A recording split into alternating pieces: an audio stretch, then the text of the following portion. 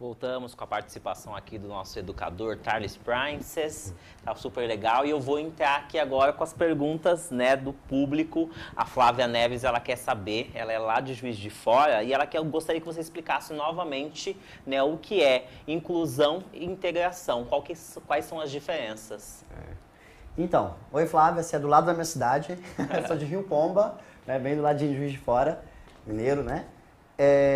A integração e a inclusão, eu tentei dar um exemplo, que é o seguinte, a integração é você trazer esse aluno ou qualquer pessoa, né, para a escola, trazer no espaço físico da escola, para que ela tenha o acesso e a permanência dentro da escola.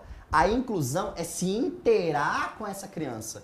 É muito fácil eu estar pertencendo a um grupo, por exemplo, de que vai fazer um trabalho, vou fazer um grupo aqui de trabalho.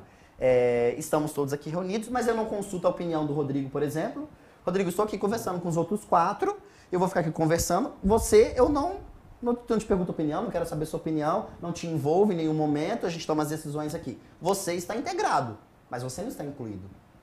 Você está aqui no espaço, você está, mas você está desenvolvendo o estar, mas não o ser. O ser você desenvolve a partir do momento em que você está se interagindo com os demais ali. Né? Então, a partir do momento que você tem a interação, aí você vai ter integração e inclusão. Né? A integração é só o estar. A inclusão é o ser e estar. Então, essa é a diferença, Flávio. Né? É isso aí. Uma outra pergunta aqui, que é do Eduardo Lopes de Natal. Ele falou, Tarlins, o que fazer com vou ler aqui, aqueles alunos os quais já passaram pela escola regular e não se sentiram apoiados e não querem voltar para lá? Qual que é a sua dica aí? É difícil, porque assim, é um fator psicológico, né? É um apoio mútuo entre a escola, entre a sociedade, entre a família, entre os professores, né? Então o aluno ele recebeu aquele preconceito, ele teve aquele preconceito, aquela não aceitação, então aquilo ali infligiu dentro da cabeça daquela pessoa. Né? Então, como você vai trabalhar? Primeiramente, é um diálogo com a família, né? A escola tem que dialogar com a família, a escola tem que dialogar com o cidadão, com aquele aluno, né? Ele tem que entender que, infelizmente, preconceitos vão continuar existindo, então temos que educar a emoção dele, como já foi falado, educar a emoção, né? Para ele ter uma educação emocional firme, forte, e trabalhar no sentido de sensibilização, psicológico até. Então, no caso dessa pessoa que sofreu no ensino regular, ele deve ter um acompanhamento psicológico para ele tentar vencer aquele trauma que ele teve. Né? Aí o psicólogo, junto à escola, faz essa reintegração, essa reinclusão. Né? Então, aí a escola lidando com o aluno, sensibilizando os outros alunos, os professores, a comunidade escolar num todo, e com o acompanhamento de um profissional, né? Tentar reintegrar e reincluir esse aluno dentro da escola. Porque não é fácil. Uma pessoa que sofreu bullying, ou uma pessoa que sofreu por uma deficiência, veja bem, ela não escolheu ser assim.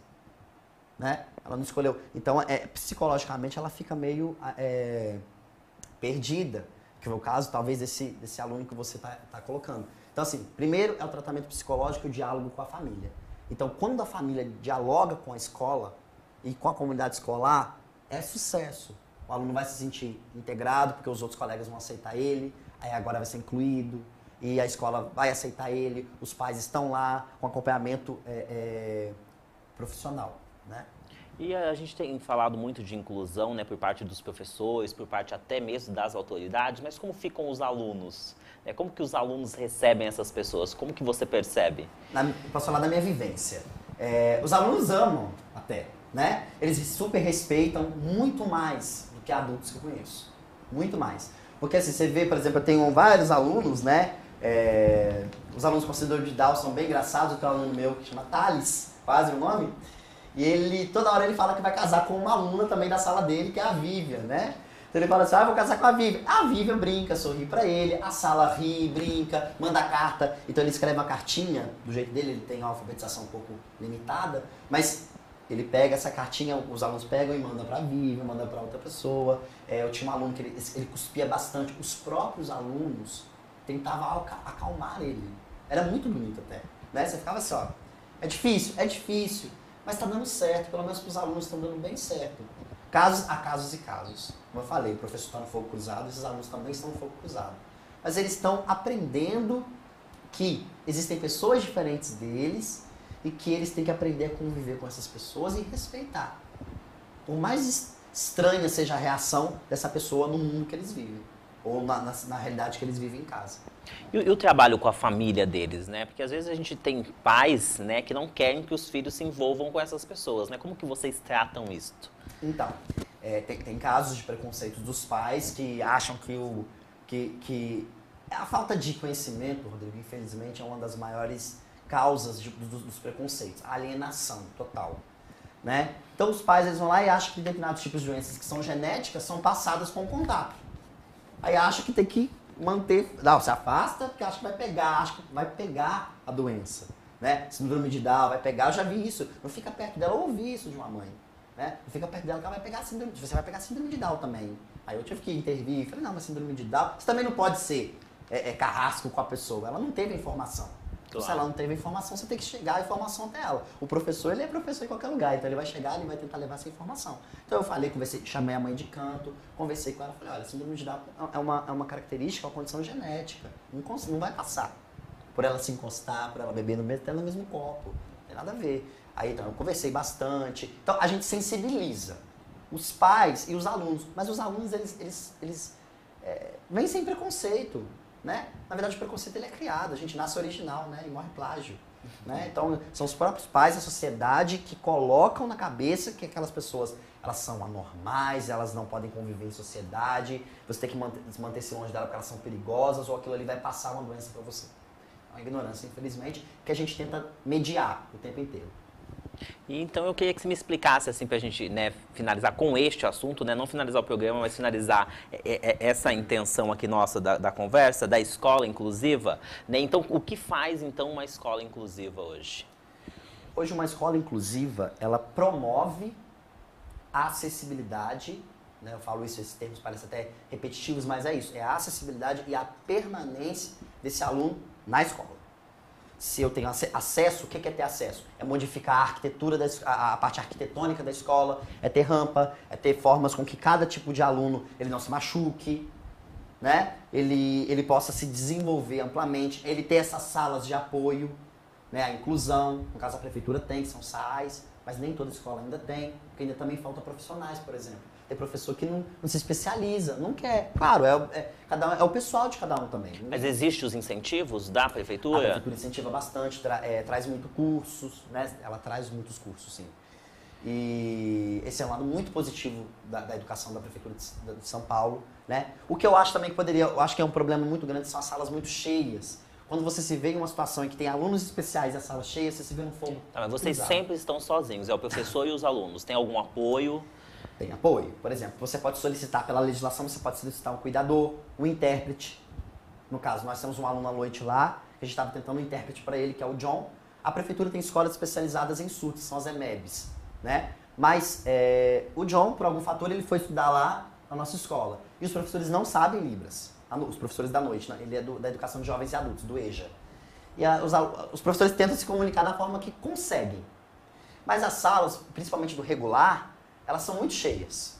Às vezes 32 alunos, 36 alunos, estado 40 alunos. Então, aí é uma situação complicada. Como você se vê apagando fogo de um lado, apagando fogo de um outro? Se é aquele aluno um pouco agitado, que cospe, ou que bate, ou que tem... ou você cuida dele, ou você cuida dos outros. Então, o professor se vê nesse conflito também. Então tem que ter um olhar diferenciado também para o professor, para o educador. Mas não está sozinho não. Na prefeitura, pelo menos, existem as estagiárias e os estagiários do Cefai, que é esse centro, é um dos órgãos da prefeitura que cuida da inclusão, que garante, que promove, né? Essas estagiárias, elas entram, cada aluno, de uma forma geral, ele ganha um cuidador, uma estagiária que faz pedagogia, então ela cuida desse aluno, que eu acho que é uma vivência muito interessante para esses professores, esses futuros professores e professoras. Então eles passam, mas nem todos os alunos têm um cuidador. Por quê? Não são todos os estudantes de pedagogia que querem ir para o Cefai, que têm paciência também para lidar com esse tipo de público. Mas o professor ele não está sozinho nesse ponto. Às vezes ele está. Então é cada caso, cada escola, cada situação. Então o que eu posso falar da minha escola, tem bastante representantes de estagiários do Cefai e elas atuam muito bem. né? E elas são coordenadas pela Dirce, que é a minha professora e que é a diretora ali do SAAI, e coordenadas pela gestão da escola. E você tem contato, com certeza, com outros professores, né? O que eles dizem das outras escolas que não oferecem esse tipo de tratamento aí para os alunos? Como fazer a lei ser cumprida, sendo que não tem estrutura suficiente? É assim, a escola é legislação, então eu não estou falando por mim, estou falando pela legislação. Eu acho que a inclusão, se ela não for olhada de uma forma diferenciada, ela vai ser exclusão, não inclusão. E assim, eu acho que ela está caminhando, mas ela tem que caminhar mais. Ela tem que desenvolver porque em muitos casos já são exclusão. Para que não continue, para que sane essas situações, essas debilidades que foi instituída. Claro que com o tempo, a gente tudo mudanças, mas para sanar isso, para se desenvolver isso, tem que ter uma ação mais efetiva desses órgãos para cuidar. A legislação é clara, tanto a LDB 9394/96, leis de inclusão, leis de Libras, na escola, lei de Libras, né, que é uma língua oficial, hoje reconhecida como uma língua oficial brasileira, de sinais, né?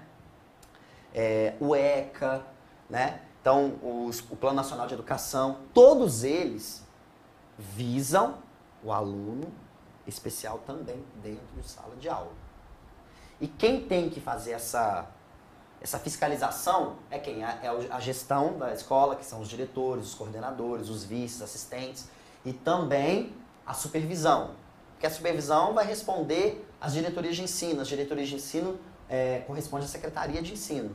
Né? E daí vai a Secretaria, aos estados, à União, então corresponde ao Brasil. Né? Mas tem a fiscalização. Mas nem todas as escolas, inclusive particulares. Tem escola particular que fala, não posso receber porque a gente não vai saber lidar com esse aluno, nós já temos vaga, já tem porque geralmente são 2 alunos especiais por sala, 20%, né? Mas não pode. A escola, tanto ela pública ou privada, ela tem que receber esse aluno. Né? E assim, como que fica o professor sem capacitação para ensinar esses alunos? A capacitação é aquela parte do quociente de inteligência, né? É a parte que ele vai ter de construção. Mas e sem inteligência emocional? O que adianta eu ter um conhecimento se eu não vou saber aplicar para o meu aluno? Né? E outra coisa, às vezes tem professores que não têm a capacitação, mas têm uma vontade, venceram o complexo de Gabriela muitas vezes, saíram da zona de conforto, correram atrás e tenta se comunicar da forma que dá. E tenta, o aluno aprende. Talvez não estou descartando a capacitação, é super importante, tem que ter. Mas, às vezes, aquele professor ele vai se comunicar muito melhor com o aluno. Ele vai tentar se comunicar de todo jeito até aquele aluno entender ele entender o aluno, aquela coisa integrada e inclusiva. Né? A Juliana Duarte de Jundiaí, né, ela mandou uma pergunta para você. Fala-se tanto em inclusão escolar, essa inclusão geralmente se refere aos alunos portadores de deficiência ou de diferentes classes sociais. Uhum. E quanto aos professores, por que tantas dificuldades para a formação de profissionais para essa abordagem? Não seria a hora de pensar também nessa questão? Como operacionalizar isto? Como operacionalizar isso? O governo, por exemplo, mais médico. Os médicos não querem ir para determinados lugares. Então, o governo está incentivando de todo jeito os médicos a chegar a esses locais. O governo também incentiva, através dos cursos, o professor se capacitar para receber esse aluno. Mas é pessoal isso.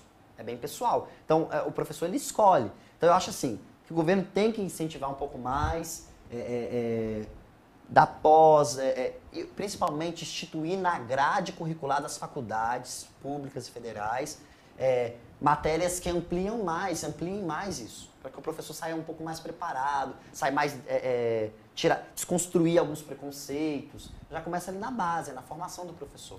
E hoje os cursos também, né? Então acho que essa é uma forma de viabilizar. A Valdinéia Soares, também de Campos, né, ela é uma pergunta também que nós já comentamos, né? E ela quer saber, assim, como fazer a inclusão se os profissionais, a comunidade escolar, a maior parte, não estão preparados? É difícil. É o que eu falei. Se a maior parte da comunidade não está preparada, alguém tem que começar. Os poucos que estão preparados vão incentivando, vão ajudando, vão formando. Por exemplo, a estagiária que eu te falei, que é a Thalita, que ela ensina Libras. Ela, junto a mim, a gente criou esse coral, nós estamos formando, mediando cidadãos o quê? Cidadãos que consigam se comunicar com o surdo, por exemplo. Então são 70 crianças que hoje estão vendo o mundo do surdo de uma forma diferente. Então, sim, a sociedade ela tem esse engesso, a escola muitas vezes, os professores também, a família também. Então, nesse contexto é difícil, mas é viável. Mas alguém tem que começar. E você precisa das políticas públicas, do apoio da legislação e de uma boa gestão de escola, por exemplo, que funciona na minha, por exemplo, minha diretora, que é a Vera Bank, ela é muito pró-inclusão, então funciona, ela tenta, ela luta. Então os professores, de uma forma geral, lá na minha escola, são bem intuitivos, tentam mudar as realidades, né? Mas é difícil para o professor, para a gestão, para a sociedade, para o pai e principalmente para o aluno. A escola ela não pode recusar, né? Você comentou que pela legislação, pela lei, não pode recusar. Mas o professor pode recusar? Também não. Ele é um funcionário público, então ele está submetido às leis públicas, né? Ele querendo ou não. Veja bem, ele não querer não significa que ele tenha preconceito. Ele não querer significa que às vezes ele está, não se sinta preparado, não se sinta capaz de exercer aquilo ali, né? Então é bem complicado mesmo. Mas assim, o professor ele não pode se recusar. Ele tem que ir lá, ele tem que fazer, tem que tentar desenvolver atividades diferenciadas, ele tem que tentar de todo jeito. Por mais difícil que seja, isso é a legislação, né? Tem que mudar o que eu falei, são coisas que tem que mudar muito, a inclusão ainda tem muito que caminhar, mas está caminhando. E a gente fala em legislação e tudo mais, mas assim, existe algum órgão público que faz isso realmente acontecer? E se as escolas realmente não fizerem? Porque você sabe que às vezes tem um jeitinho, né, de não fazer o que deve ser feito. Existe uma fiscalização federal ou municipal, estadual, que garanta isto? Então, é assim, é tudo uma questão de hierarquia. Quem garante na escola é a gestão escolar, é a direção, coordenação e assistência, vice-diretoria. Eles, por sua vez, são olhados pelos supervisores. Supervisores de ensino que muda de cada estado para o outro, eu estou falando aqui com vários estados. Então, assim, muda de um estado para o outro, às vezes muda o termo, o supervisor vira inspetor, então muda, mas é o órgão que é superior à gestão escolar. Ele responde às diretorias de ensino, a secretaria municipal ou estadual, e essas correspondem à União, né? Então, assim, é uma fiscalização hierárquica, existe, tem que ter. Também tem um jeitinho brasileiro de esconder? Tem, mas isso vai do pai. O pai e a mãe, muitas vezes, ele também não sabe de legislação, ele não sabe que é direito do filho estudar. O que ele faz? Ah, tá, vou tentar a próxima escola, mesmo em escola privada, né? Mas não, você tem direito.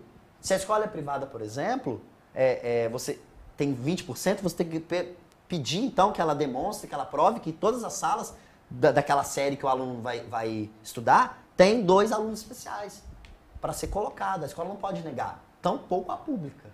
E os professores também não. É isso aí.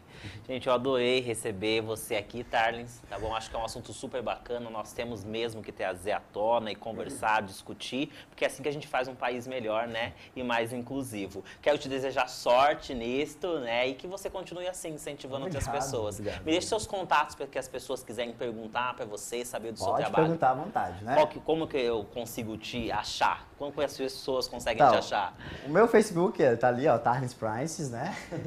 E eu tenho o Instagram, @TarlinsPrices também. E só lá, achou lá, entrou, pode perguntar, pode chamar no inbox. O que eu puder, na minha limitação e no meu conhecimento, pouco conhecimento, eu tenho pouco, tenho muito que estudar. No meu pouco conhecimento que eu puder ajudar nesse assunto da inclusão, eu vou ajudar quem estiver preparado, quem quiser, né? É isso aí. Eu agradeço vocês também que mandaram perguntas para nós. Continue mandando perguntas, a gente adora receber a participação de vocês. E até o próximo programa.